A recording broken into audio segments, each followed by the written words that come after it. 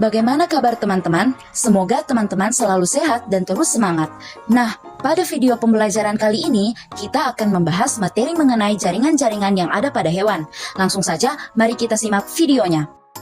Nah, pada video sebelumnya, kita telah membahas mengenai struktur, bentuk, dan juga fungsi dari jaringan-jaringan ikat yang ada pada tubuh hewan. Nah, pada video kali ini, kita akan membahas lebih lanjut mengenai struktur, bentuk, dan juga fungsi dari jaringan-jaringan otot dan juga jaringan saraf yang ada pada tubuh hewan. Jaringan otot. Jaringan otot ini merupakan jaringan khusus pada hewan yang berfungsi melakukan kontraksi sehingga memberikan kekuatan seluruh bagian tubuh. Lalu, bagaimana struktur jaringan otot pada tubuh hewan?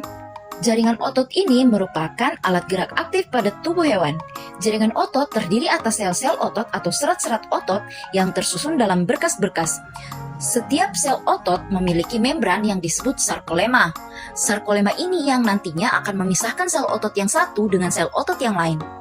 Sel otot ini juga memiliki sitoplasma yang disebut sarkoplasma. Serat otot disebut miofibril. Miofibril ini tersusun dari satuan-satuan yang lebih kecil yang disebut miofilamen. Miofilamen ada yang tebal dan ada juga yang tipis. Miofilamen yang tipis mengandung aktin dan miofilamen tebal mengandung miosin. Aktin dan miosin ini akan menyebabkan sel otot bersifat kontraktil. Pada setiap miofibril terdapat beberapa unit pita terang dan pita gelap yang disebut sarkomer. Macam-macam jaringan otot. Jaringan otot terbagi menjadi 3, yaitu jaringan otot polos, jaringan otot lurik atau rangka, lalu jaringan otot jantung atau miokardium. Jaringan otot polos. Jaringan otot polos tersusun dari sel-sel otot polos yang memiliki ciri-ciri diantaranya bentuk sel seperti gelendong dengan kedua bagian ujungnya meruncing dan bagian tengahnya melebar. Selnya berukuran panjang 30-200 mikron dan berdiameter 5-10 mikron. Inti sel berjumlah 1, berbentuk oval dan terletak di tengah sel. Pada sel tidak terdapat pita terang dan pita gelap. Aktivitas sel lambat tetapi tidak mudah lelah. Oleh karena itu, otot polos ini mampu berkontraksi dalam jangka waktu yang lama. Kerja otot polos dipengaruhi oleh sistem saraf otonom atau saraf tak sadar, baik saraf simpatis maupun saraf parasimpatis. Oleh sebab itu, otot polos ini bersifat involuntar, yaitu bekerja di luar kesadaran dan tidak dapat diperintah. Cara kerja saraf simpatis berlawanan dengan saraf parasimpatis.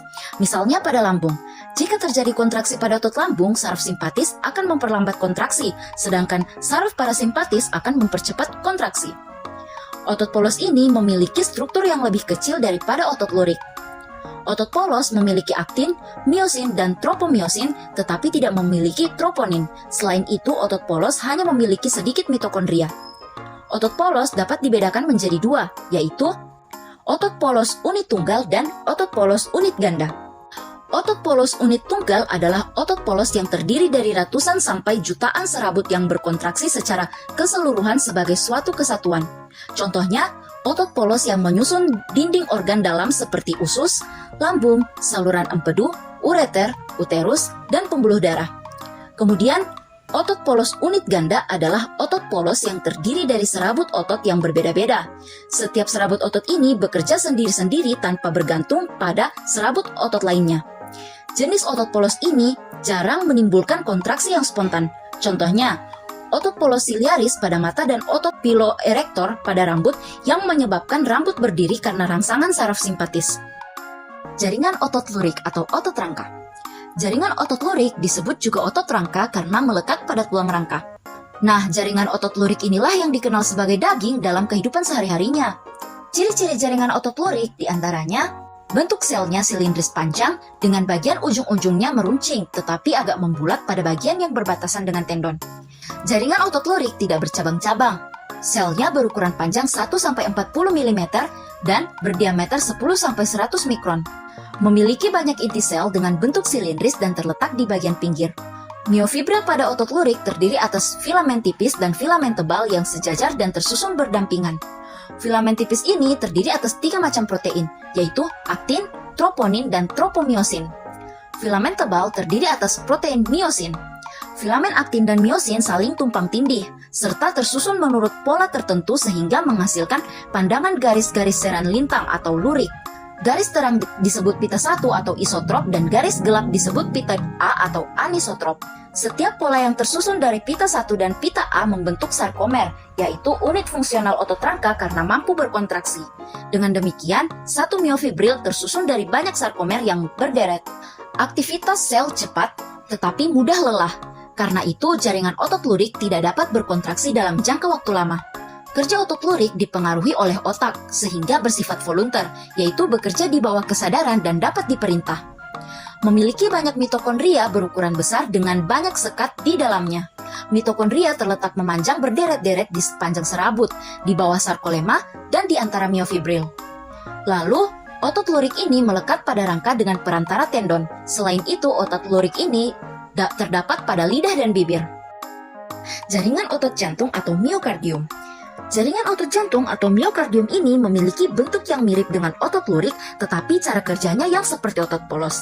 Ciri-ciri jaringan otot jantung adalah bentuk selnya silindris bercabang-cabang dengan percabangan yang saling bertautan. Pertemuan antar cabang pada jaringan otot disebut sinsitium.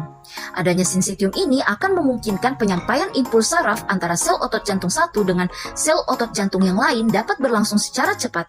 Otot jantung mempunyai diskus interkalaris, yaitu pertemuan dua sel yang tampak gelap jika dilihat dengan mikroskop.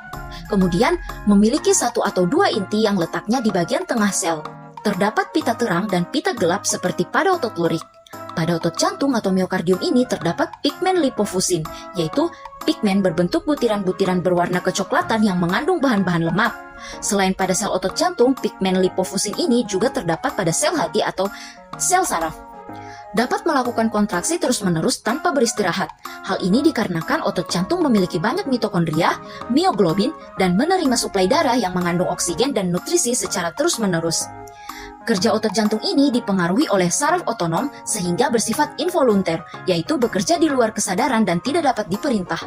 Di dalam otot jantung terdapat serat Purkinje, yaitu serat otot jantung yang khusus untuk mampu menghantar impuls dengan kecepatan 5 kali lipat kecepatan hantaran serabut otot jantung. Serat Purkinje ini terletak di endokardium, yaitu lapisan dalam otot. Lalu, otot jantung ini atau miokardium hanya terdapat pada organ jantung. Nah, sampai di sini berarti kita sudah membahas mengenai struktur, bentuk, dan juga fungsi dari jaringan-jaringan otot yang ada pada tubuh hewan.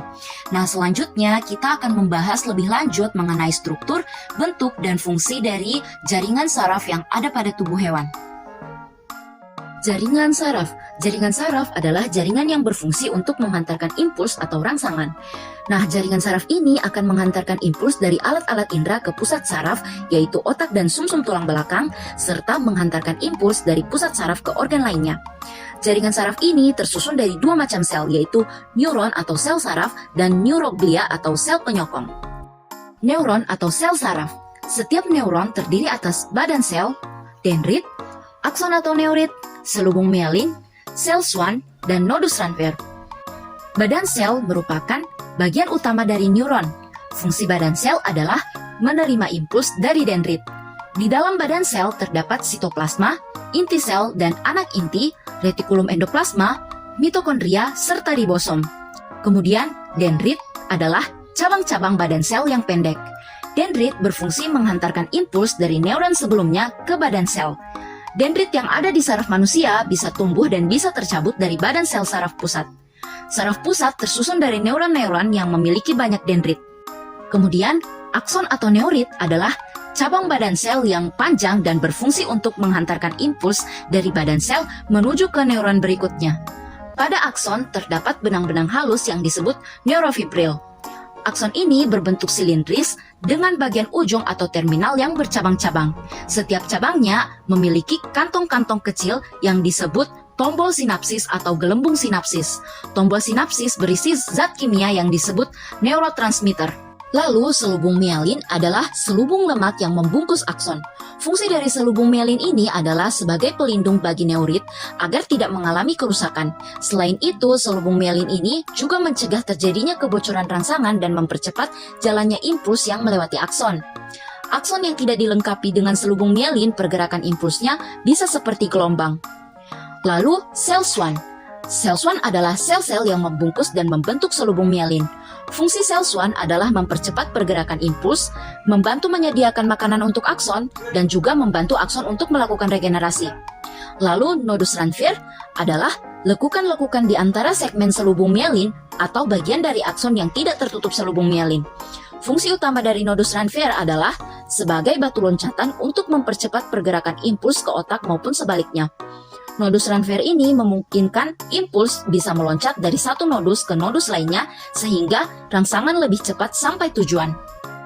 Berdasarkan percabangan pada badan selnya, neuron ini dibagi menjadi 3 tipe, yaitu neuron unipolar yang badan selnya hanya bercabang satu, contohnya neuron pada hewan tingkat rendah. Kemudian, neuron bipolar yang badan selnya bercabang 2, yaitu dendrit dan akson. Kedua cabang muncul dari 2 ujung badan sel. Contohnya, neuron pada retina, epitel olfaktori atau hidung, dan koklea. Lalu, neuron multipolar yang badan selnya memiliki banyak dendrit dan 1 akson. Dendrit merupakan cabang yang pendek-pendek, sedangkan akson merupakan cabang yang panjang. Contohnya, neuron motorik yang keluar dari sumsum tulang belakang. Berdasarkan fungsinya, neuron ini dibagi menjadi 3 tipe, yaitu neuron sensorik, neuron motorik, dan neuron konektor. Neuron sensorik atau neuron aferen adalah neuron yang berfungsi untuk menghantarkan impuls dari reseptor atau alat-alat indera ke pusat saraf. Neuron sensorik ini memiliki dendrit yang panjang dan akson yang pendek. Neuron sensorik disebut juga neuron indera. Kemudian, neuron motorik atau neuron eferen adalah neuron yang berfungsi menghantarkan impuls dari pusat saraf ke efektor yaitu otot. Neuron motorik ini memiliki dendrit yang pendek dan akson yang panjang. Neuron motorik disebut juga neuron penggerak. Kemudian, neuron konektor atau interneuron adalah neuron yang berfungsi meneruskan impuls dari neuron sensorik ke neuron motorik. Neuron konektor banyak terdapat di sumsum tulang belakang dan otak. Neuron konektor merupakan neuron multipolar dengan dendrit yang pendek, tetapi berjumlah banyak serta akson yang panjang atau pendek. Ujung dendrit dari saraf yang satu berhubungan dengan ujung akson dari saraf lainnya membentuk sinapsis. Neuroglia atau sel glia. Neuroglia merupakan sel-sel yang berfungsi sebagai pendukung kerja sel saraf. Neuroglia ini membantu sel saraf agar dapat menjalankan fungsinya dengan baik. Neuroglia terdapat pada sistem saraf pusat maupun sistem saraf tepi, dengan jumlah yang mencapai setengah dari jumlah neuron. Sel neuroglia ini memiliki fungsi untuk menyediakan nutrisi bagi sel saraf atau neuron, lalu membentuk selubung mielin pada sel saraf, lalu mempertahankan keseimbangan tubuh, menyatukan jaringan pada susunan saraf pusat, dan berpartisipasi dalam transmisi sinyal sistem saraf. Neuroglia dapat dikelompokkan menjadi 2 kelompok, yaitu neuroglia yang mendominasi sistem saraf pusat dan neuroglia yang mendominasi sistem saraf tepi. Neuroglia yang mendominasi sistem saraf pusat terdiri dari 4 macam sel, yaitu mikroglia, oligodendrosit, astrosit, dan sel ependim. Mikroglia. Mikroglia adalah neuroglia yang merupakan bagian dari sistem imun bagi sistem saraf pusat. Mikroglia berupa sel kecil yang beraksi sebagai fagosit dan berfungsi membersihkan komponen yang dapat mengancam sistem saraf. Oligodendrosit. Oligodendrosit adalah sel yang fungsinya sama dengan sel Schwann, yaitu berperan membentuk selubung mielin bagi sistem saraf pusat. Oligodendrosit tidak memiliki kemampuan untuk regenerasi, sehingga kerusakan pada sistem saraf pusat seringkali menyebabkan kecacatan permanen. Astrosit. Astrosit adalah neuroglia yang mempunyai bentuk seperti bintang. Fungsi astrosit antara lain adalah sebagai berikut: memperbaiki cedera otak, berperan dalam aktivitas neurotransmitter, dan menghubungkan neuron satu dengan neuron yang lain. Sel ependim. Sel ependim adalah sel bersilia yang melapisi bagian dalam rongga yang berisi cairan cerebrospinal. Gerakan dari silia ini ikut berperan dalam mengalirkan cairan cerebrospinal di seluruh ventrikel otak. Sel ependim juga berfungsi melapisi dan melindungi medula spinalis serta ikut membentuk cairan cerebrospinal. Selanjutnya, neuroglia yang mendominasi sistem saraf tepi. Neuroglia yang mendominasi sistem saraf tepi terdiri dari sel Schwann. Sel Schwann merupakan jenis neuroglia yang mempunyai fungsi sebagai pembentuk selubung mielin sel saraf. Pada sistem saraf pusat, tugas dari sel Schwann ini dijalankan oleh sel oligodendrosit. Itulah tadi pembahasan mengenai struktur, bentuk, dan fungsi jaringan saraf yang ada pada tubuh hewan. Semoga teman-teman bisa paham ya. Nah, Dengan berakhirnya pembahasan mengenai struktur, bentuk, dan fungsi dari jaringan otot dan juga jaringan saraf yang ada pada tubuh hewan, maka selesai pula pembahasan kita mengenai jaringan-jaringan yang ada pada tubuh hewan. Semoga pembahasan dari video pertama hingga video terakhir ini teman-teman dapat memahami bagaimana struktur, bentuk, dan fungsi dari jaringan-jaringan yang membentuk tubuh pada suatu hewan. Sampai bertemu pada pertemuan berikutnya.